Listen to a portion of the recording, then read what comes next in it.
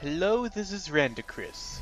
Welcome to my very first YouTube review, and for the first game to be reviewed, it's The Prince of Persia, 2008. Why Prince of Persia? Well, to begin with, this game was the Prince's first jump to next gen, while also being the first Prince of Persia game to come out after The Two Thrones. Now, unfortunately, I have not played the Sands of Time games, although I did spend a bit of time on the PSP port of The Two Thrones, which I enjoyed. But this was the first Prince of Persia game I fully completed, and this game really surprised me. But how did it surprise me? Well, let's find out. The story begins with our main hero, a young man simply known as the Prince, walking through a sandstorm yelling for Farah. After showing off that signature Prince style, a strange woman jumps off a ledge and lands on our hero. Hi. She leaves without telling the Prince anything, and he goes after her, asking for her name. The two are finally able to talk after a combat tutorial. Yeah, and you can run too. Why are you following me? I'm not. I'm looking for... Farah, I heard you yelling. You and your girlfriend should get out of here. Girlfriend? Farah's not my girlfriend. She's my donkey. You're risking your life. Yeah, I don't know why they named the donkey Farah. I at least know who Farah is, and I guess it was to trick people into thinking she was in the Just get out game? of here. If they don't see you with... After finding out this woman, Elika, is a princess, What princess? You're a princess? the two travel to a temple that Elika is dead set on going to. Turns out she was heading to the temple to stop a being named Ahriman. Ahriman? The big bad god of darkness? Kills people, destroys cities, scares naughty children?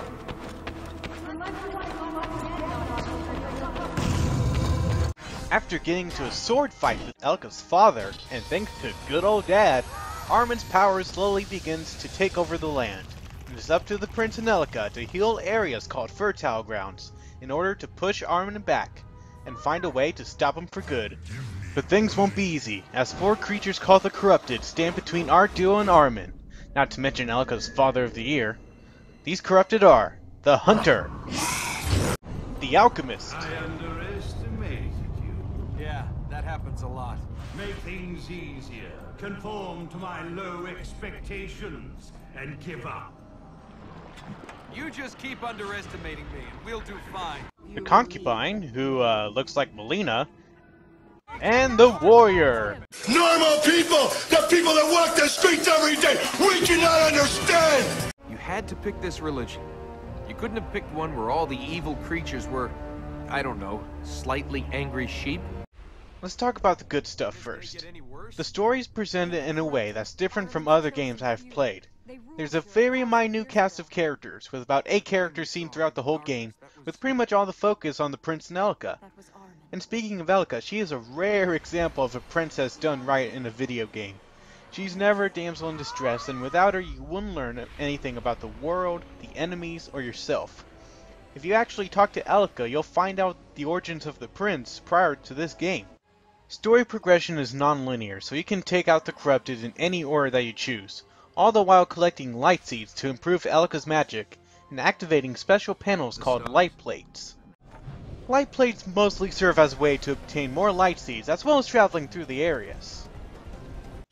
The feel of this game certainly is different, as there's actual color to be seen in the environments, even the ones that look about as cheerful as Detroit during nighttime.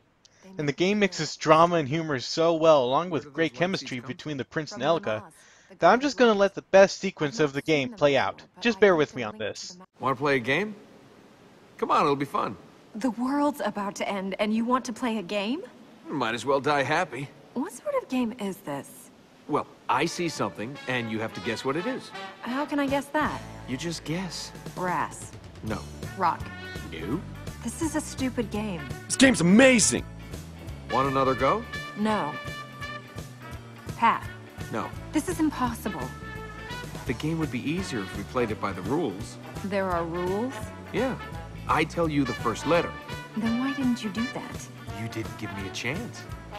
Can we get to the fertile ground? S. Are you still playing that game? S. Sky. Hey, you got it. Okay, your turn. Come on, your turn. For what? C. Corruption. Yes. Can we go on? S. Sky again? Now you're getting it? You picked Sky again?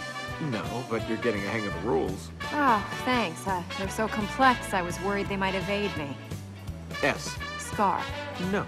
Scarf? No. Shrine? Aha! No. I give up.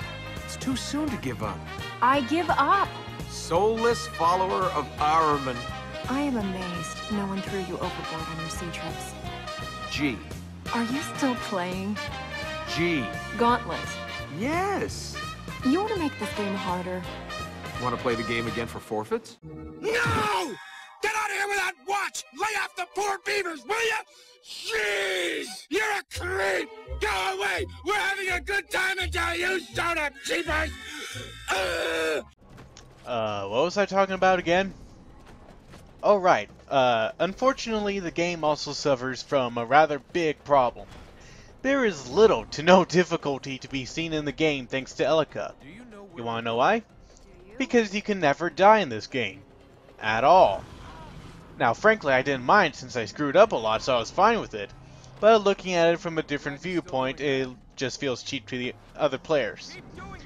And as much as I like the story, the epilogue DLC was just a bunch of crap. It pretty much equals "want a satisfying conclusion? Buy the Nintendo DS Prince of Persia."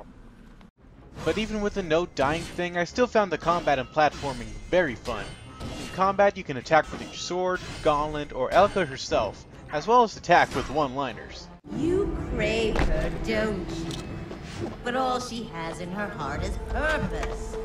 She serves her people. She serves Ormond. She has no space left in her for you. You are crazy. You do know that. The corrupted are pretty fun to fight, except for the warrior. Not because he's hard, but he's annoying with that you have to use the environment to beat him.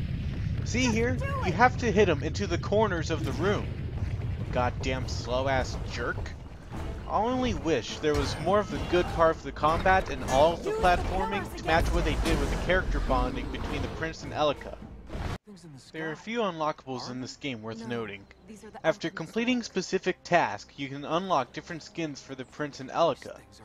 You've already seen the Sands of Time skin for the Prince, but you also have Altair from Assassin's Creed, Jade from Beyond Good and Evil, the real Farah, not a donkey, and the prototype designs for the Prince and Elika, which is pretty cool. Elika, I am your father! I am your king!